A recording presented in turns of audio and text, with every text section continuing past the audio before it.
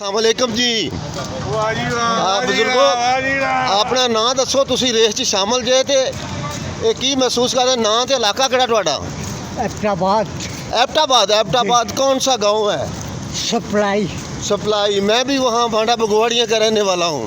Well done, बड़ी हिम्मत की है आपने। ये 14 किलोमीटर का सफ़र, ये देख लें। नौजवान, आपका नाम बताएं अपना। मेरा नाम सैयद शहजाद है। ये सैयद शहजाद हुसैन साहब हैं, ये एबटाबाद के इलाके से। और आप देखें, ये हमारे लिए रोल मॉडल है। ये इस मैराथन की दौड़ में शामिल है और ये एबटाबाद से आए हुए हैं। तो बाबा जी साथ ही दौड़े थे माशाल्लाह। बाबा जी बहुत आगे आ चुके हैं। बाबा जी बहुत आगे हैं। बाबा जी आप देखें माशाल्लाह, ये इनका जज्बा देखें। बाबा जी, ये कब से आप दौड़ रहे हैं कि पहली मरतबा दौड़ रहे हैं? एक बार आगे दौड़ा था। जी जी। ये दूसरी बार। तो आपकी उम्र कितनी है? उम्र में दो कम 70 था। 68 ईयर आपकी एज है। तो आप काम क्या करते हैं? मैं रंग का काम करता रंग का कारोबार।